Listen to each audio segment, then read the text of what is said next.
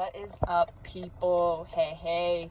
Thanks for coming back and being a part of the Footprints of Faith and Chaos podcast. And typically, I try to post one episode a day, or jokes, one episode a week, but I also try and am completely honest with you guys. I'm vulnerable.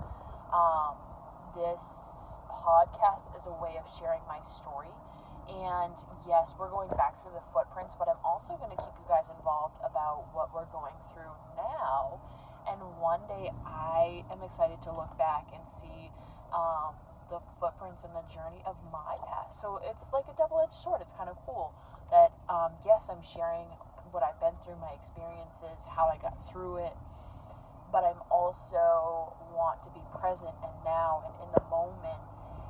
And throughout all my videos, I've told you guys that I've been through some different things, some hard things, such as life, and I've shared some of those things with you all, not super in depth, but maybe we'll get there one day. We're still building our relationship. We're still going back and forth with each other. So as I'm being vulnerable and opening up to you, hopefully you get to know me a little bit more, and we can learn and grow together. So I just want to come on here and share what we are going through now. So yesterday, I was hanging out with my little cousin Riley. Not little anymore, she's in high school. She's still little in my eyes because, I'm the oldest big cousin, so I just so my cousin Riley, her and I have gotten really close over the last year, which is so amazing, and I love every second of it, and we get to have super deep conversations about life and just challenges, and I can encourage her and support her, and it's so special and so cool. So Jonathan was playing basketball with her boyfriend PJ, and we again have a great relationship with Riley and PJ. And so John and PJ were playing ball, and then Riley gets a call from PJ and says, "Hey, tell Rachel John's being rushed to the emergency room by ambulance. He got hurt." And of course I jump up and I'm like, what the hell happened? Like, what's going on? And so they're like, he can't even move, he can't get up, like, he did something, he hurt himself, he hurt his knee, like, the ambulance is on their way, or they were already there at that point. And I was like, what? So obviously this is my perspective of what the events that have taken place within the last 24 hours. And so I was like, okay, alright, then I will be there. Riley graciously watched my kiddos as I quickly got together, got their food ready, and was like, alright, I'm gonna go figure out what's going on. And so I called my dad because my parents live right across the street from where they were playing ball.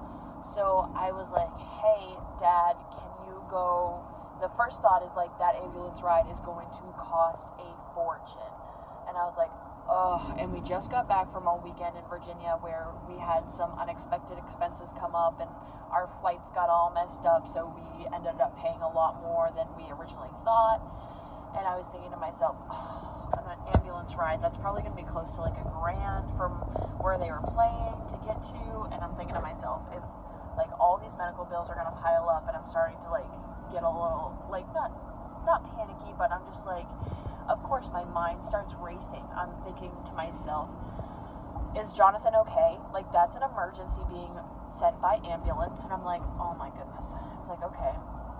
Thankfully I had somebody right there. God was watching out to watch the kids. So I was like, okay, my kids are all set. I was like, let me go help my husband, let me go support my husband, let me go be whatever he needs in this moment. So I called my dad and I was like, Dad, hey, can you go check on him? You'll get there a whole lot faster than I'll be able to. Yes, I'm 5 minutes behind, but I wanted somebody there for him right away. So I was like, Dad, just go.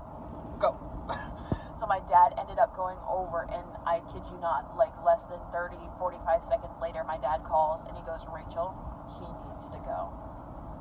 And I'm thinking to myself, all right, we're going to do this. We're going to get through it. We're going to be fine. God's bigger than this. But like, also, if you hear or see anybody that you love get hurt, then immediately you're like, oh shit. So I was like, all right, and I trust my dad's judgment. I trust my dad with my whole heart, and if he's telling me that this is what needs to happen, then we're going to do what we need to do. This is going to happen. I'm going to be there. It's fine. It's okay. So I get there. They had loaded him into the ambulance, and so we are friends. Again, if you've listened to any of my other podcasts, we know people everywhere in our town. And of course, I knew the EMT that came and got John, and I've known him since I was 2, 3, 4 years old, little girl. And it's so funny because he's one of the only folks that calls me Rach. And he looks at me and goes, Rach, he needs to go. He needs to go via this ambulance right now. And I was like, okay. I said, is there anything I can do? He said, just follow behind. And I said, okay. And he goes, Rach, I got him. He'll be okay. And I said, okay. All right, then I'll follow behind. And so ultimately, I guess he said to Jonathan, he's like, I've known her since she was a little girl, and if I need to take her on, I will. We'll fight. And I was like, Joel, you come in between me and my man, and I will fight you. I'll fight you if I need to. And not that I was panicking or freaking out. I saw John's face, and he was okay. So I kind of relaxed a little bit, and I recognize, again, my God's bigger than all of this, even though it friggin' sucks. It sucks. The whole situation sucks. But it's out of my control. There was absolutely nothing that I could do in that moment to change anything. I couldn't do anything. I just needed to let the people who could do something do what they needed to do, and I needed to get out of the way. So I got in my car, I followed the ambulance, and I called my best friend Sawyer, and I just was like, I just need to talk to you. Like, you are a shining light. You are my positive person, that you just bring me so much joy. And I told her what was going on, and we laughed, and she was supportive and encouraging and just loved on me. Sidebar, folks, find those people in your life that are those pillars. I just feel like in the last few years there's been just a lot of lows, and I just have, like, there are 3 people that immediately come to my mind that I always reach out to. Actually 4, to be honest with you. I have 4 people that are just like pillars, that I just can always lean on. They always listen to what I have to say. They're encouraging, but they validate me in my feelings. And then I'm a verbal processor, if you guys haven't realized yet. So I just need to talk it all out and just say it all, and then and cry. I'm a crier, so I cry, and I'm like, all right, we got this. Whatever comes, whatever happens. So I get to the emergency room, and they're like, all right, he's getting settled in, give us 10 minutes, yada yada. So I wait, and so at this point I am like, okay. So we get into the room, and I see him, I talk to him, I bring his book, and I bring him a water and everything, and he's like, I'm not really, it's like a 4 to 5 out of 10, pain-wise, I'm doing okay, and the kneecap was moving while we were in there, and he was freaking out. He said it felt super, super, super weird. So I was like, well, is there anything that I can get you? Do you want me to go get you some food? And he's like, no, not yet. So they came in, did x-rays. So after the x-rays, he's like, babe, I'm pretty hungry. I was just playing hours of basketball. Can you go grab some food? I was like, yep, no problem.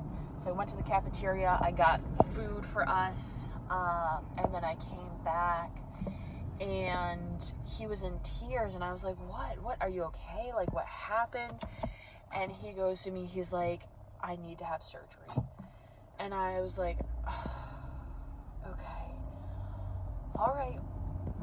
So I could see in his face, and when you are married to somebody, you just like recognize those small things, those like those cues, that body language. You see their face, you know their person, and I could sense that he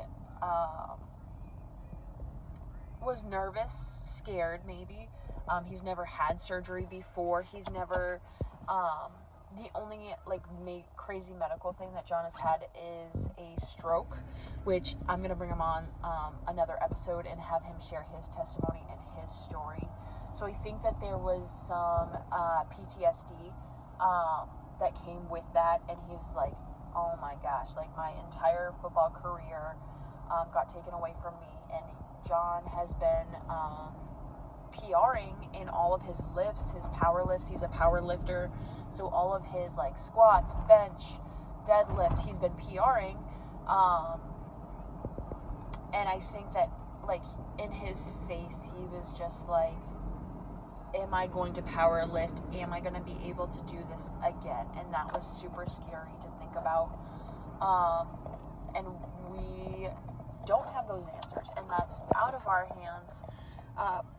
So currently, the doctor came back and said that he ruptured his tendon and he dislocated his kneecap. His kneecap is like in his upper leg somewhere, and he's got to pretty much have like reconstructive surgery to put his knee back together.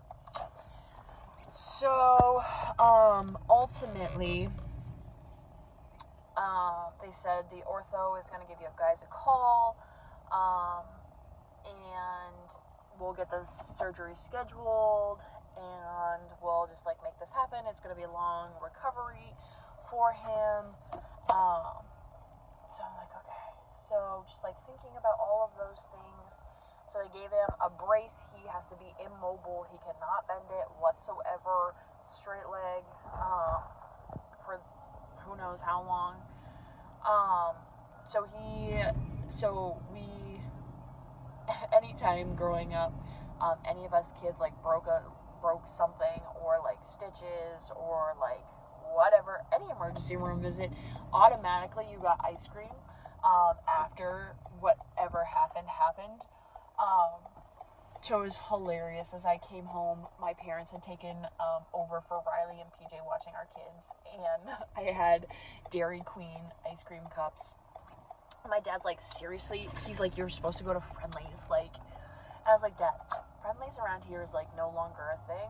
So I got DQ, and he can't even get out of the freaking car. So as we were leaving the hospital, I had to clear out all the car seats, because he couldn't even sit in the passenger side. He has to like keep it up and immobile, and like he couldn't even get into the car. So I had to clear the whole bench, and he laid across, pretty much laid across the bench to get back. And so I just recognized that like his mental space was like super low, and rightfully so. I know that it was devastating, everything that had happened. And so I reached out to his best friend, Isaac, and I was like, Isaac, can you please just like give him a call, like just pray with him and give him encouragement. And he did, and I could totally see and feel John's whole demeanor lifted after that conversation with Isaac. And I'm so thankful that we have people in our life that we could call at any point in time, any like time of day, that they will call, and they're there for us. And Isaac is one of John's people. So I called Isaac, or Isaac called us. We got back home, and my parents were there with the kids, and so we got the kids to bed. My parents left, and we are just kind of like there. John had a hard time with the stairs. And mind you, he's played hours of basketball and is a sweaty mess. Stinky guy. so a really humbling moment was that I helped him get washed up and clean. And for those of you who know me, I am, again, going to be point blank, as I always am, and super vulnerable. I am, like, a huge supporter. Like, I try to have really great communication skills. Like, I take care of my family. Like, executive functioning skills, that's my jam. Like, I love all that sort of stuff. But in terms of, yeah, I love my babies. I take care of my babies. Like, feed, clothe, whatever them. I am just not a caretaker. Like, that was a really humbling moment for me, is like washing down my husband and recognizing that this might be our new normal for like the next probably couple of months. And I was like personally thinking to myself, how am I gonna do this? How am I gonna get through?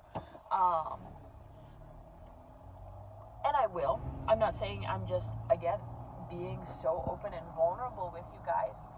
I am grateful that we have a village here who's so helpful, and lots of people have already reached out and said, what can we do to help? Where do you need the help? What do you want us to do? But like, my day-to-day is going to change, and I am going to be there for Jonathan, and I'm going to help support him and love him and help caretake him for him or with him, or oh, it's a squishy girl. Oh, say hi, baby squishy. Hi, baby squish. She fell asleep in the back, so I was like, well, let me record this real quick. But so I apologize if you hear the baby. But I was like, how am I going to do this? And all of you keep asking me, Rachel, how do you work a full-time job, take care of 2 under 2, have a husband? Most of the time, I don't even know. Like, I just take it day by day, step by step, hour by hour.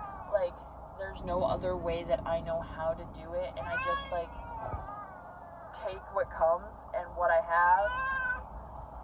And this is one that I just like didn't see coming, and it's gonna be really hard and really challenging because not like, and this is fine, and I'm not complaining, but I'm going to have to pick up the extra slack where Jonathan isn't able to help me where he used to. He's laid up for a couple of months, and that is going to be so hard for me. It's going to be really, really hard for me. Jonathan and I are a power team. We're a power freaking couple, and we definitely rely on each other for a lot of things. Like, I put one kid to bed, he puts the other kid to bed. Like, we literally like balance off of each other, and I just like am not sure like how all of this is gonna go. Me doing it completely by myself, and not to any fault of his, but I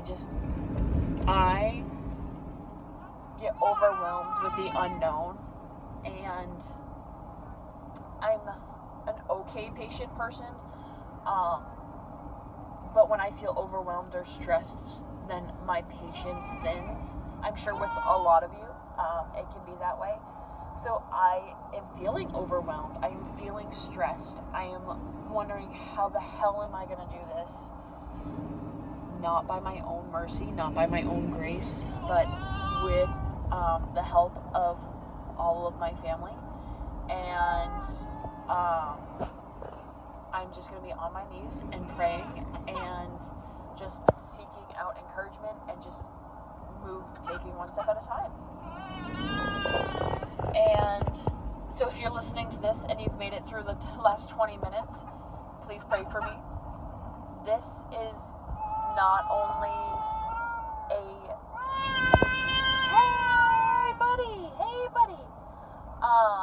not only a test for Jonathan and his walk, but also a test and a challenge for me as I handle everything else. So guys, that's what's going on. He goes to ortho tomorrow to find out what.